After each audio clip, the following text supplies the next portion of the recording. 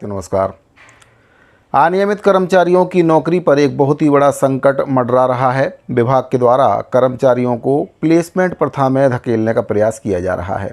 इसको लेकर विभाग के द्वारा पूर्व में भी एक आदेश जारी किया गया था, जिसमें श्रमिकों को आउटसोर्स के माध्यम से नियोजित करने की बात कही गई थी, क्योंकि विभाग का ये तर्क था कि जो दैनिक और मासिक वेतन पर काम करने वाले श्रमिक हैं, उनको ईपीएफ कटौती का लाभ देना पड़ रहा है, जिससे भविष्य में जो श्रमिक हैं वे स्थायीकरण की मांग कर सकते हैं और कर्मचारी स्थायीकरण की मांग कर भी रहे हैं। उनके द्वारा कई प्रकार की याचिकाएं हाई कोर्ट में लगाई गई हैं, जिसका परिणाम ये है कि विभाग के द्वारा उनको स्थायीकरण नियमितीकरण करना पड़ रहा है, क्योंकि बिलासपुर हाई कोर्ट के द्वारा अभी कुछ दिनों पहले ही कई ऐसे कर्मचारी हैं जिनके नियमितीकरण और स्थायीकरण के आदेश जारी किए गए हैं। और अब कहीं ना कहीं विभाग नहीं चाहता है कि जो दैनिक और मासिक वेतन पर काम करने वाले श्रमिक हैं उनका भला हो, उनका स्थायीकरण हो, उनको सीधे विभाग से वेतन मिले, और जो ईपीएफ की कटौती, ईएसआईसी की कटौती उनकी हो रही है वह विभाग को करना पड़े। इसी को लेकर विभाग के द्वारा एक पत्र जारी किया गया और कुल 92 कर्मचारियों को ठेका प्रथा आउटसोर्स में धकेलने का जो प्रयास है वह विभाग के द्वारा किया जा रहा है। तो पूरी जानकारी आपको इस वीडियो के माध्यम से बताऊंगा कि किन कर्मचारियों को आउटसोर्स में धकेलने की कोशिश विभाग के द्वारा की जा रही है, किस विभाग का ये मामला है और कर्मचारियों को ऐसे में क्या करना चाहिए। जानकारी को अंत तक बिना स्किप किए हुए आप ज़रूर देखें, और साथ ही पहली बार अगर चैनल पर आए हैं तो चैनल को सब्सक्राइब जरूर कर लें, ताकि आपको कर्मचारियों से संबंधित इसी प्रकार की महत्वपूर्ण जानकारियाँ लगातार इस चैनल के माध्यम से मिलती रहें। तो साथियों, मामला है पीडब्ल्यूडी विभाग का, जहां पर कुल 92 कर्मचारियों को आउटसोर्स के माध्यम से नियोजित करने को लेकर एक पत्र जारी किया गया है। क्या कुछ उस पत्र में कहा गया है, सबसे पहले आपको उस पत्र के बारे में जानकारी देना चाहूँगा। इसके बाद मैं आपको बताऊँगा कि ये केवल इन 92 कर्मचारियों का मामला नहीं है, आगे पूरा का पूरा पीडब्ल्यूडी विभाग और कई विभाग जहाँ पर अनियमित के तौर पर दैनिक और मासिक वेतन पर श्रमिक काम कर रहे हैं, उनको भी आउटसोर्स ठेका प्रथा में विभाग धकेल सकता है। तो साथियों, ये जो पत्र है ये आपका जारी हुआ है कार्यपालन अभियंता लोक निर्माण विभाग, संभाग क्रमांक 3, नया रायपुर, छत्तीसगढ़ से। इसमें जो विषय है आउटसोर्सिंग प्लेसमेंट सर्विसेज के माध्यम से श्रमिकों का नियोजन किए जाने के संबंध में। विषय अंतर्गत लेख है कि कार्यालय प्रमुख अभियंता लोक निर्माण विभाग, निर्माण भवन, अटल नगर, नया रायपुर में मास्टर रोल पर नियोजित आकस्मिक श्रमिकों का विवरण निम्नानुसार है। इसमें श्रमिकों की श्रेणी, कार्यरत श्रमिक, श्रम विभाग का दर, विभागीय देय पारिश्रमिक, श्रम सम्मान राशि जो कि 4,000 रुपये प्रति माह इनको यहाँ पर दी जा रही है, विभागीय मासिक खर्च और प्लेसमेंट एजेंसी का दर, अनुमानित ईपीएफ, ईएसआईसी, जीएसटी के साथ जो अनुमानित प्रति माह दर है वह इसमें बताई गई है। प्लेसमेंट में देय पारिश्रमिक का जो मासिक खर्च है वह भी इसमें बताया गया। इसके साथ ही मासिक अंतर की जो राशि है 7 और 9 नंबर के कॉलम में इसमें बताई गई है। तो साथियों, इसमें आप देख सकते हैं कि अकुशल श्रमिक, अर्धकुशल श्रमिक, कुशल और उच्च कुशल दर के जो श्रमिक हैं, कुल उनकी जो संख्या है मिलाकर इसमें 92 कर्मचारियों की संख्या बताई गई है। वर्तमान में जो इनको श्रम दर का वेतन दिया जा रहा है वह भी इसमें बताया गया है, और जो वर्तमान में इनका पारिश्रमिक है उसकी जानकारी दी गई है। 4,000 श्रम सम्मान राशि को मिलाकर जो व्यय इनके ऊपर किया जा रहा है उसकी जानकारी दी गई है। तो सभी प्रकार की जानकारी इसमें दी गई है। इसके साथ ही अगर इनको प्लेसमेंट एजेंसी के माध्यम से नियोजित किया जाता है तो जो खर्च इनके ऊपर आएगा जीएसटी का, वह भी इसमें बताया गया है। तो अभी विभाग से जो वेतन इनको दिया जा रहा है उसमें विभाग को कम खर्च पड़ता है, तो फिर विभाग एक्स्ट्रा खर्च करके इन कर्मचारियों को आउटसोर्स प्लेसमेंट में क्यों धकेलना चाहता है, ये सबसे बड़ा सवाल है। सबसे पहले आपको आगे बता देता हूं कि इस पत्र में और क्या कुछ कहा गया है। तो इसमें कहा गया है कि आकस्मिक श्रमिकों को विभागीय देय पारिश्रमिक श्रम विभाग के द्वारा जारी दर के अनुसार प्रदान किया जाता है। प्लेसमेंट एजेंसी के माध्यम से श्रमिक नियोजित किए जाने पर श्रम विभाग के दर में 13% ईपीएफ, 3.25% ईएसआईसी, जीएसटी 18% के साथ अनुमानित कुल देय राशि कॉलम नंबर 9 में अंकित है। तो कॉलम नंबर 9 में जो राशि बताई गई है, वर्तमान में जो राशि श्रमिकों को विभाग के द्वारा दी जा रही है उससे कहीं अधिक ये राशि है। तो ऐसा विभाग क्यों कर रहा है कि एक्स्ट्रा पैसे खर्च करके इन कर्मचारियों को प्लेसमेंट और आउटसोर्स में विभाग धकेलना चाहता है। इसमें आगे बताया गया कि जैम के माध्यम से प्लेसमेंट एजेंसी के द्वारा श्रमिक नियोजन किए जाने पर विभाग को ईपीएफ ईएसआईसी की कटौती में एवं संधारण में हो रही समस्या का समाधान होगा। श्रम सम्मान राशि की बचत होगी, यानी कि 4,000 रुपये की जो श्रम सम्मान राशि इनको वर्तमान में दी जा रही है वह अब नहीं देनी पड़ेगी। इन कर्मचारियों को आउटसोर्स और प्लेसमेंट के माध्यम से अगर नियोजित कर दिया जाता है तो 4,000 रुपये की श्रम सम्मान राशि इन कर्मचारियों को नहीं मिलेगी। स्पष्ट इसमें लिखा हुआ है कि श्रम सम्मान राशि की जो बचत है वह इसमें हो जाएगी। इसके साथ ही श्रमिकों को ईपीएफ ईएसआईसी के माध्यम से सामाजिक सुरक्षा एवं स्वास्थ्य सेवा का लाभ प्राप्त होगा।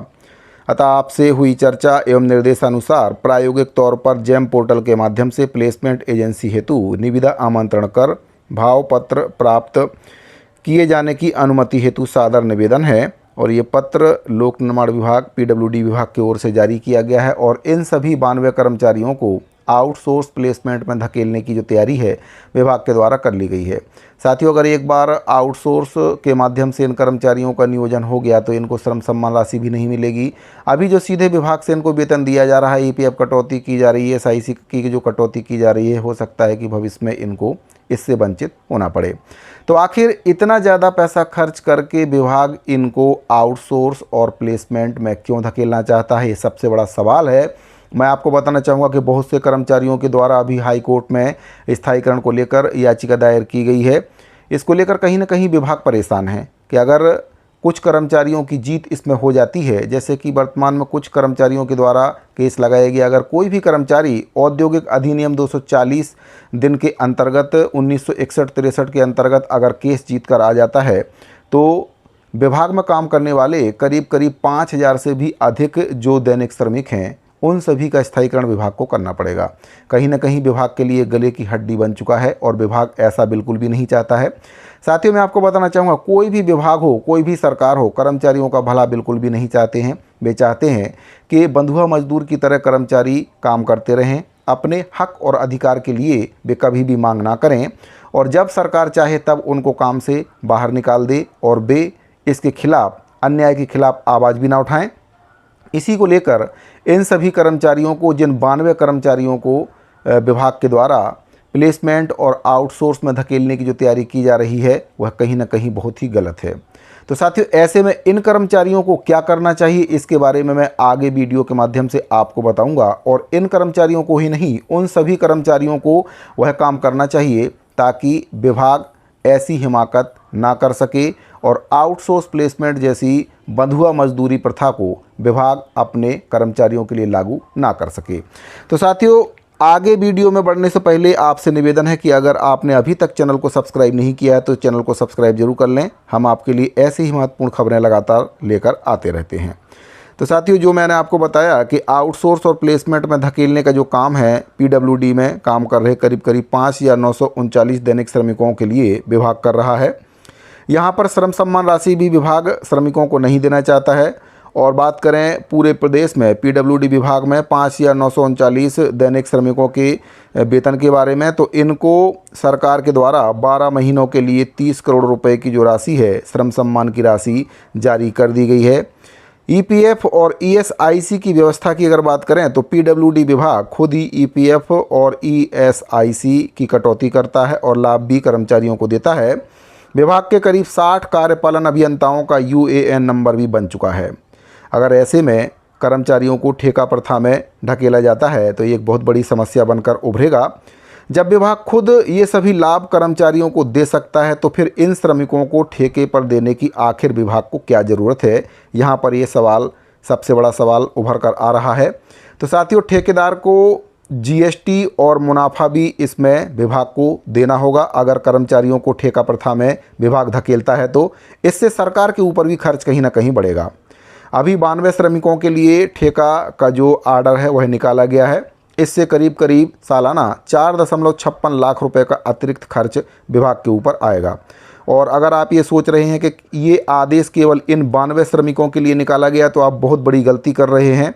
आने वाले समय में सभी 6,000 श्रमिकों को ठेका प्रथा में धकेल दिया जाएगा और इस पर जो सालाना खर्च आएगा 3.13 करोड़ रुपए का जो बेवजह खर्च है इन कर्मचारियों के ऊपर आ सकता है। तो साथियों, अब यहाँ पर एक सवाल और सामने आ रहा है कि प्रशासन इतने महंगे सुझाव आखिर क्यों दे रहा है। ये सबसे बड़ा सवाल है कि अधिकारी इतना महंगा और नुकसानदायक जो प्रस्ताव है वह सरकार को क्यों दे रहे हैं, जबकि सरकार खुद ये कह चुकी है कि ऐसे श्रमिकों को स्थायी करने की योजना बनाई जाएगी। और ये जो बात है मोदी की गारंटी में शामिल है, घोषणा पत्र में शामिल है, और कई प्रकार के वीडियो और लिखित तौर पर भी ये बात कही गई है कि जो दैनिक और मासिक वेतन पर काम करने वाले श्रमिक हैं, यानी कि श्रमयुक्त दर के श्रमिक हैं, अनियमित कर्मचारी हैं, संविदा कर्मचारी हैं, उनको नियमितीकरण, स्थायीकरण किया जाएगा। लेकिन इस प्रकार के आदेश लागू करके विभाग आखिर क्या साबित करना चाहता है? क्या सरकार की योजनाओं पर विभाग पानी फेरना चाहता है? क्योंकि सरकार के द्वारा जो वादा मोदी की गारंटी के तहत अपने घोषणा पत्र में शामिल किया गया है, तो अगर सरकार इन श्रमिकों को ठेका प्रथा में धकेलती है तो क्या फिर ये श्रमिक अपने स्थायीकरण की मांग विभाग से कर पाएंगे भविष्य में, या फिर नहीं कर पाएंगे? तो इसका जवाब है ये कर्मचारी स्थायीकरण की मांग नहीं कर पाएंगे। अगर एक बार इन सभी कर्मचारियों को, जिन 92 कर्मचारियों की बात मैं नहीं कर रहा हूँ, यहाँ पर पूरे 6000 श्रमिकों की बात मैं कर रहा हूँ जो PWD में काम कर रहे हैं, और इन 6000 श्रमिकों की ही बात नहीं है, आगे चलकर और भी कई विभाग हैं जिनमें काम करने वाले श्रमिकों को विभाग ठेका प्रथा, आउटसोर्स और प्लेसमेंट जैसी बंधुआ मजदूरी प्रथा में धकेलने की जो प्रस्ताव है वह शासन को भेज सकता है। ये केवल एक विभाग का मामला नहीं है, ये केवल ट्रायल के तौर पर किया जा रहा है। अगर ये प्रथा सक्सेस हो जाती है तो फिर और भी कई विभाग हैं जहां पर नियमितीकरण की मांग कर्मचारी अक्सर सरकार से करते रहते हैं। तो हो सकता है कि उन विभागों के द्वारा भी इस प्रकार की सिरदर्दी से मुक्ति पाने के लिए कर्मचारियों को आउटसोर्स और ठेका प्रथा में धकेलने का जो प्रस्ताव है सरकार के पास भेजा जा सकता है। तो साथियों, लोक निर्माण विभाग के कुल 92 कर्मचारियों को आउटसोर्स और ठेका प्रथा में धकेलने को लेकर ये आदेश जारी कर दिया गया है। और अगर आप ये सोच रहे हैं कि इन 92 कर्मचारियों का नाम लिस्ट में है, हमारा नाम तो लिस्ट में है ही नहीं, तो हो सकता है कि आगे अब जो लिस्ट निकले उसमें आपका नाम आ जाए, और अगर उसमें भी नहीं आता है तो फिर अगली जो लिस्ट निकलेगी हो सकता है कि उस लिस्ट में आपका नाम पक्का आ जाए। ऐसे करके पूरे विभाग को ठेका प्रथा में धकेलने की तैयारी PWD के द्वारा की जा रही है। और एक बार ठेका प्रथा जैसी कुप्रथा में अगर आप फंस जाते हैं तो फिर आपका भविष्य अंधकारमय है। इसीलिए बिना देरी किए हुए आप हाई कोर्ट में याचिका दायर करें। औद्योगिक अधिनियम 240 दिन 1961-63 के नियम के तहत अपने स्थायीकरण की मांग करें, और जब तक आपके केस का निपटारा हाई कोर्ट के द्वारा नहीं कर दिया जाता है तब तक ना ही विभाग आपको आपके पद से हटा सकता है, ना ही उस पद पर वैकेंसी निकाल सकता है, और ना ही आपको प्लेसमेंट या आउटसोर्स प्रथा में धकेल सकता है। तो ये कई प्रकार के फ़ायदे हैं याचिका दायर करने से, और अगर याचिका दायर नहीं करते हैं तो फिर आउटसोर्स और ठेका प्रथा में जाने के लिए तैयार रहिए, अपनी बारी का इंतज़ार करते रहिए।